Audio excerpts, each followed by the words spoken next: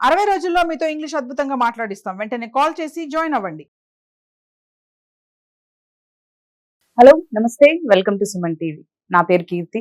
ప్రస్తుతం మనతో పాటు తోడు నీడ ఫౌండర్ రాజేశ్వరి అమ్మగారు ఉన్నారు. వీరితో ఈరోజు కొన్ని విషయాల గురించి మనం చర్చిద్దాం. హలో అమ్మ, నమస్తే. నమస్తే అమ్మా.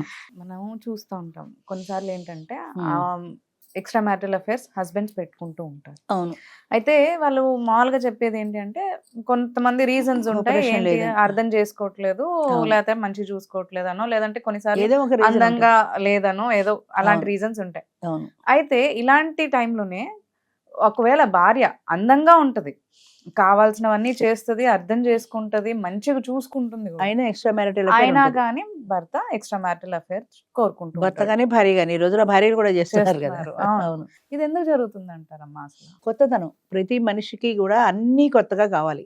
ఇందాక చెప్పాను కదా, కొత్త చీర, కొత్త నగలు, కొత్త చొక్కా, కొత్త టీషర్టు, కొత్త సినిమా, కొత్త టిఫిను.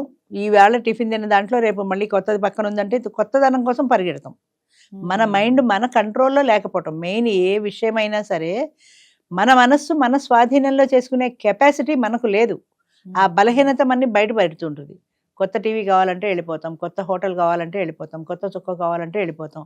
అన్నీ ఈ రోజుల్లో అందుబాటులోకి వచ్చేసాయి. ఇంట్లో భోజనం కాకపోతే బయటికి వెళ్ళి తినేస్తాం. ఏదైనా మార్కెట్లో దొరుకుతుంది డబ్బులు పెడితే. అంచేత కొత్తదనం కావాలి అనే ఒక కొన్నింట్లో కొత్తదనం కావాలి. కొన్ని ఓల్డ్ ఈజ్ గోల్డ్ అన్నట్టు కొన్ని పాతవే బెటర్.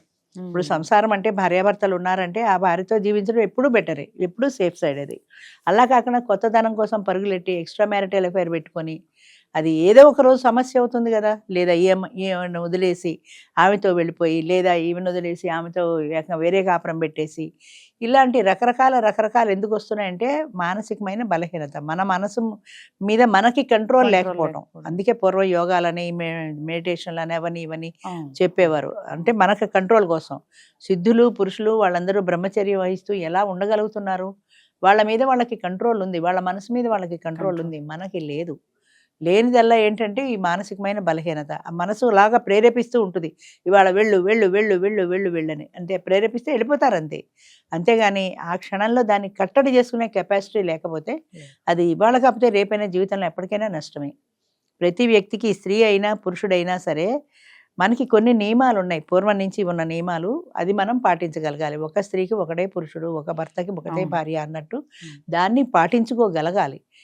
దానికోసమని కొత్తదనం కోసం వెంపర్లాడకూడదు. అంటే ఇప్పుడు ఈ హోటల్ కాకపోతే ఆ హోటల్కి వెళ్ళినట్టు, అది హోటల్ అయితే పర్వాలేదు, కానీ ఈ భార్య కాకపోతే ఇంకో భార్య అని వెళ్ళిపోకూడదు కదా. ఇప్పుడు నేను ఆమె చెప్పింది చూడండి, నా భర్త ఉన్నాడు, బాగానే చూసుకుంటాడు, గొడవలు ఏం లేవు, కానీ నేను ఇంకో మంచి భర్త కోసం చూస్తున్నాను.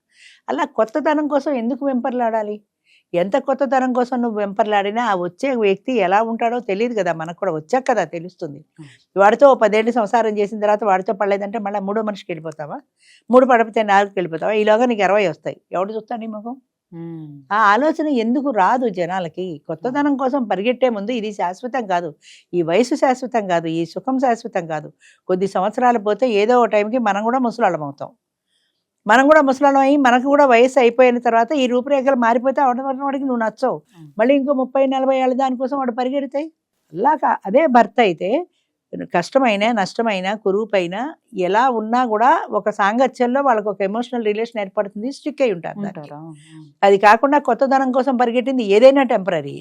ఆ టెంపరీలో నీకు గ్యారంటీ ఏముంది చూస్తారని? ముఖ్యంగా ఇప్పుడు ప్రజెంట్ లివ్ ఇన్ రిలేషన్ అది అంతే కదా. అందులో ఎంత రిస్క్ ఉంది? ఇవాళ చూస్తున్నారు, ఇది కాకపోతే ఇంకోటి, ఇంకోటి కాకపోతే ఇంకోటి, వెళ్ళిపోతున్నారు తేలిగ్గా.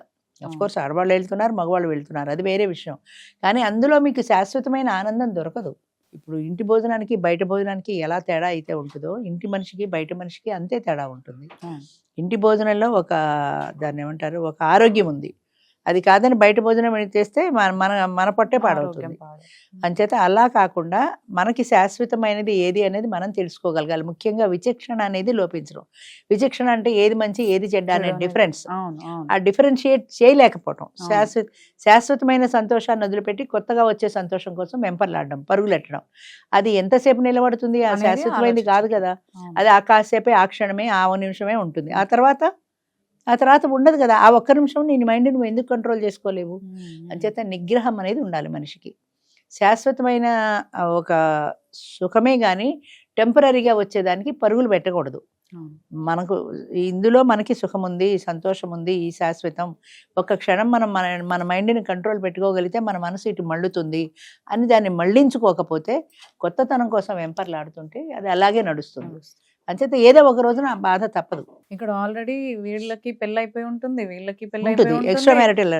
అయినా వీళ్ళిద్దరు మళ్ళీ కలిసి మళ్ళీ ఉంటారు. అది పెట్టుకుంటారు. ఎంతవరకు ఉంటుంది అనేది ఎవరి కాపురాలు ఆలోచించాలి. వాళ్ళు చేసేసుకుంటుంటారు. మళ్ళీ అవును, ఎవరి మొగుడుతో ఎవరి పెళ్ళంతా వాళ్ళు ఉంటారు. మధ్య ఉంటారు. మధ్యలో వీళ్ళిద్దరు కలుస్తుంటారు, వాళ్ళు వెళ్ళిపోతుంటారు. దాంట్లో నీకు అసలు అసలు ఆ కలవడం అనేది ఎందుకు వస్తుంది నాకు అర్థం కాని విషయం. అందం చూసా, చదువు చూసా, ఆస్తి చూసా, అది ఏది నీకు శాశ్వతం కాదు. వాడు ఒక కొత్త పరిచయం మాత్రమే. సెక్స్ కోసమా? అది ఎన్నాళ్ళు ఉంటుంది, ఎన్నేళ్ళు ఉంటుంది? ఆ ఒక్క క్షణం కోసమని, క్షణికానందం కోసమని, క్షణికమైన సుఖం కోసమని శాశ్వతమైన బంధాన్ని ఎందుకు వదిలిపెట్టుకోవాలి? అనుకుంటున్నారు. అయితే బంధాన్ని వదిలిపెట్టుకోవట్లా. ఈ భర్తతో సంసారం చేస్తూనే చేస్తూ ఉంటారు, ఉంటారు, ఎక్స్ట్రా అవును. మ్యారిటల్ అఫైర్ పెట్టుకుంటారు అందరు. అవును, అంటే ఎప్పుడు కూడా అమ్మ కొత్తతనంలో ఒక అట్రాక్షన్ ఉంటుంది. అవును. ఆ అట్రాక్షన్ కోసమని వెంటబడుతుంటారు అంతే. అది ఆ అట్రాక్షనే కానీ శాశ్వతమైంది కాదు అనే విషయం. రోజు చూసే మొగుడు ముఖం బోరు, రోజు చూసే పెళ్ళ ముఖం బోరు. కొత్త ముఖం ఎన్నాళ్ళు ఉంటుంది నీకు? పెడతావు, ఒక గంట కాఫీ తాగుతావు, వచ్చేస్తావు, అయిపోయింది కదా. ఆ తర్వాత వచ్చేది ఈ పెళ్ళం దగ్గరికే కదా, అవును. ఈ మొగుడు దగ్గరికే కదా. అంచేత శాశ్వతమైన దాంట్లో ఎప్పుడూ ఒక గ్యారంటీ ఉంది. అది పోయి అశాశ్వతమైన దానికోసం, క్షణికానందం కోసం అని బయట తిరిగినట్లయితే అది నీకు తాత్కాలికమైన ఆనందాన్ని ఇస్తుందేమో కానీ శాశ్వతమైంది కాదు. అది వాళ్ళకి తెలుసు అది శాశ్వతం కాదని. ఎన్నాళ్ళు నడిస్తే అన్నాళ్ళే అనుకుంటారు అంతే. ఇంకోటి ఏంటంటే మనుషుల్లో ఎమోషనల్ రిలేషన్ అనేది పోయింది. ఇప్పుడు లివింగ్ రిలేషన్లో 3 ఏళ్ళు 4 ఏళ్ళు ఉండి మళ్ళీ పేరెంట్స్ మంచి సంబంధం చూస్తే వీడిని వెళ్ళిపోతారు. అవును, చేసేసుకుంటున్నారు. అవును, నీకు ఒక అవును. ఎమోషనల్ రిలేషన్ లేదు, ఫిజికల్ రిలేషనే ఉంది వీడితో. అవును. కాబట్టి 3 ఏళ్ళు 4 ఏళ్ళు వాడితో ఉన్నావు, మర్చిపోయావు అంతే. నీకు ఆ గతం గుర్తురాదా? ఒక్కసారైనా వాడితో కలిపి గడిపిన క్షణాలు గుర్తురావా? ఎందుకు గుర్తు రావట్లేదు? వస్తాయి. దాన్ని సమాధి చేసేస్తున్నారు అంతే. అంటే ఒక ఎమోషనల్ రిలేషన్ అనేది ఉంటే శాశ్వతంగా ఎమోషన్స్ మనసులో ఉండిపోతాయి. అవి అది లేదు. ఇవాళ తాత్కాలికమైన అవసరం వాడితో, కాబట్టి ఇద్దరం కలిసి ఉన్నాం, వద్దనుకున్నాం, వెళ్ళిపోయాం అంతే. క్రమేపీ వాడిని మర్చిపోతారు. వాడితో ఉండి గడిపిన రోజులు ఏమైనా ఉంటే అది సమాధి చేసేస్తారు. అట్లాగే మగవాళ్ళకి తక్కువైపోయింది. మనుషుల్లో ఎమోషనల్ రిలేషన్, ఎమోషనల్ బాండింగ్స్ అన్నవి తక్కువ. అసలు ఎమోషన్స్ అన్నవే లేవు. ఇద్దరు వ్యక్తులు కలిసి ఒక ఫ్రెండ్తో ఒక 10 సంవత్సరాలు మనం స్నేహం చేస్తే విడిపోతుంటే బాధపడతాం. పక్కింట్లో ఉండే టెనెంట్ కూడా మనతో పాటు 10 ఏళ్ళు కలిసి ఉండి వాళ్ళు విడిపోతుంటే బాధపడతాం. ఏం చేత వాళ్ళకి మనకి ఏముంది రిలేషన్ అంటే?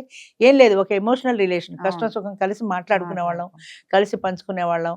అలా ఏదో ఒక కాలక్షేపం అయింది. వాళ్ళతో అయ్యో దూరం అవుతున్నారనే బాధ ఉంటుంది.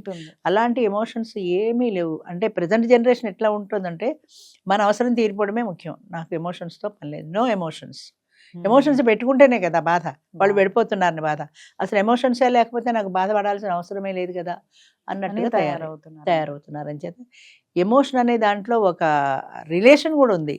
ఒక ఎమోషనల్ రిలేషన్, భార్యాభర్తల మధ్య ఒక ఎమోషనల్ రిలేషన్, తల్లి బిడ్డల మధ్య ఒక రిలేషను, ఒక ఎమోషనల్ రిలేషన్. అన్నింటికంటే ఆశ్చర్యం ఏంటంటే తల్లి బిడ్డలు అనేది ఒక అద్భుతమైన ఒక రిలేషన్. అది దాన్ని కూడా వదులుకొని కొత్త వాడితో వెళ్ళిపోతున్నారు. వాడితో వెళ్ళిపోవడానికి ఈ ఎక్స్ట్రా మ్యారిటల్ అఫైర్ కోసమని కడుపున 9 నెలలు మోసి కన్నా బిడ్డల్ని కూడా వదిలేసి వెళ్ళిపోతున్నారు. ఎలా వదులుతున్నారు కొన్ని సంఘటనలో అయితే చంపేస్తున్నారు కూడా, పిల్లల్ని కూడా చంపేస్తున్నారు. అంటే ఈ సెక్స్ కోసమనో, ఈ అశాశ్వతమైన దానికోసమనో కన్న బిడ్డల్ని చంపుకోవడానికి కూడా ఆడవాళ్ళు కూడా వెందియట్లా. ఎలా అయిపోయారు అసలు. తలుచుకుంటే బాధ వేస్తుంది, ఎక్కడికి వెళ్తున్నాం అనిపిస్తుంది. కొన్నిసార్లు ఇంట్లో ఎంత బాధలు పెట్టినా పిల్లల కోసం బతికిన రోజులు ఉండేవి. ఎన్నో ఏళ్ళు చిత్రహింసలు అనుభవిస్తూ పిల్లల కోసం బతికిన వాళ్ళు ఇప్పుడేమో పిల్లల్ని చంపేసే పిల్లలే మాకు వద్దని ఇస్తున్నారు. అసలు అందుకే ఇప్పుడు పెళ్లిళ్ళు పోయినాయి, పిల్లలు పోయారు. పెళ్లి చేసుకున్న వాళ్ళు మాకు పిల్లలు వద్దంటున్నారు. బెంగళూరులో అదేదో సంస్థ ఉంది కదా, అసలు ఇప్పుడు 30 ఏళ్ళు దాటినా పెళ్ళే వద్దంటున్నారు. 30 ఏళ్ళు దాటితే అసలు మాకు పెళ్ళే వద్దు. ఎందుకంటే పెళ్లి వల్ల మా స్వతంత్రం పోతోంది. అది చెప్పేది ఏంటంటే నా స్వతంత్రం పోతోంది. అసలు మా నాన్న ఫీలింగ్ పోయింది. నా స్వతంత్రం, నా స్వేచ్ఛ, నా ఆనందం ఇవే అంతే. అంచేత దానివల్ల పోతుంది. కాబట్టి ఇంకో మొగుడు రావడం ఎందుకు, నా మీద పెత్తనం ఎందుకు, నా ఇష్టం వచ్చినట్టు నేను ఉంటా. నిన్నగా వాళ్ళు పేపర్లో చూశాను, అన్నీ తీరిపోతే పెళ్ళి ఎందుకు అని. అవును, కానీ నీ మనసులో ఎవరో ఒక తోడు కావాలనే కోరికను చంపుకోలేవు కదా. అంటే టెంపరీగా ఎడతో హోటల్లో టిఫిన్ తినేసి వచ్చినట్టు కాసేపు వాడితో గడుపుతావు, వచ్చేస్తావు అంతే. అయిపోయింది, అక్కడికి అవసరం తీరిపోయింది. మళ్ళీ నీకు ఎప్పుడు అవసరం అంటే అప్పుడు పెడతావు, వచ్చేస్తావు అంతే తప్ప శాశ్వతమైన బంధం అన్నది వద్దు. అంటే ఎమోషన్స్ లేవు. ఎమోషన్స్ అనేవి ఉంటే అన్నీ ఉంటాయి. ఎమోషన్స్ లేవు కాబట్టి నాకు శాశ్వతమైన బంధం వద్దు. అంచేత పిల్లలు వద్దు, పెళ్ళి వద్దు, నేను ఎవరికి చేతి కింద బ్రతకాల్సిన పని వద్దు అనుకుంటున్నారే కానీ చిన్న చిన్న త్యాగాలు, చిన్న చిన్న సాక్రిఫైసుల్లో ఎంత సంతోషం ఉంటుంది. ఇప్పుడు పిల్లలు ఉన్నారనుకో, పిల్లలు మనం పెంచుతాం, వాళ్ళు ఏదో అడుగుతారు, అది మనం చాలా ఇష్టంగా చేసి పెడతాం, కష్టమైనా సరే పిల్లలు అది అడిగారు అని. అంటే అందులో ఆ కష్టంలో కూడా మనకి ఇష్టం ఉంది, ఆ ఆనందం ఉంది. అది పోయింది.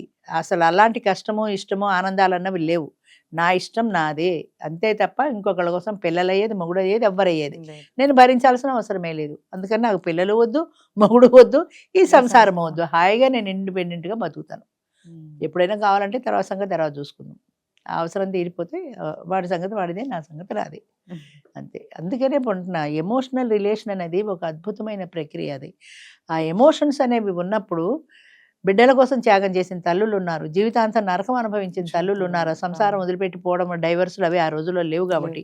ఈ రోజుల్లో అవకాశాలు వస్తున్న కొద్దీ కూడా మనుషుల్లో కూడా మార్పు వస్తుంది. ఇది కాబట్టి డైవర్స్ తీసుకుంటా, ఇది కాబట్టి లివ్ ఇన్ రిలేషన్లో ఉంటా, వీడు కాబట్టి ఇంకోడు, ఇంకోడు కాబట్టి ఇంకోడు, ఇలాగా చీరలు మార్చినట్టు, చొక్కాలు మార్చినట్టు, మొగుళ్ళను మార్చి, పెళ్ళాలను మార్చి, చివరికి శాశ్వతమైన బంధం ఏది మీకు? చివరి రోజుల్లో నీ అన్న మనుషులు లేరు నీకు, ఎవరు మిగులుతారు?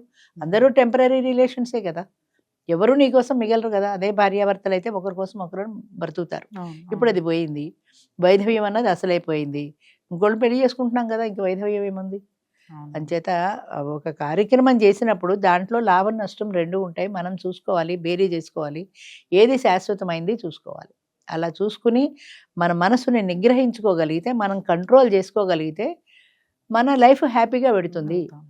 అదే ఇందాక హరిశ్చంద్రుడి కథలో చెప్పినట్టు, నిజం చెప్తే అన్ని కష్టాలే అన్నట్టు, కష్టమైన అందులో ఒక శాశ్వతత్వం ఉంది. ఈ రోజుకి మనం హరిశ్చంద్రుడి పాఠం ఎందుకు చెప్పుకుంటున్నాం?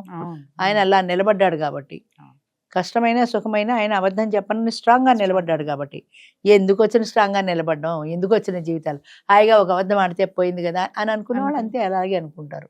అంచేత శాశ్వతం అనేది ఒకటి ఉంటుంది, దానికోసమని మనం కష్టపడాలి, మన క్యారెక్టర్ నిలబెట్టుకోవాలి, మనము స్ట్రిక్ట్గా ఉండగలగాలి, మన మనసు మీద మనకు నిగ్రహం ఉండాలి. మెయిన్ ఆ కంట్రోల్ మనకు ఉన్నప్పుడు మనం ఏదైనా చేయగలుగుతాం. మన కంట్రోల్ లేకపోతే, ఇప్పుడు నాకు కోపం ఎక్కువ, నేను బడబడా తిట్టేస్తాను, తిట్టకుండా నా మనసు ఆగదు. తిట్టిన తర్వాత నువ్వు బాధపడి ఏం చేయ, నువ్వు తిట్టేసావు, అయిపోయింది కదా, అవతల వ్యక్తి బాధపడ్డాడు కదా నువ్వు తిట్టడం వల్ల. ఆ నిగ్రహం కోల్పోతావు ఆ క్షణంలో. ఆ నిగ్రహం కనుక ఉన్నట్లయితే, ఒక్క నిమిషం నాకు కంట్రోల్ ఉంటే నేను తప్పు చేయను కదా. అది ఉండాలి, ఆ నిగ్రహం అన్నది ఉండాలి, మనో నిగ్రహం ఉండాలి మెయిన్. అది. అవునమ్మా. ఓకే అమ్మా, థ్యాంక్ యూ. థ్యాంక్ యూ అమ్మా.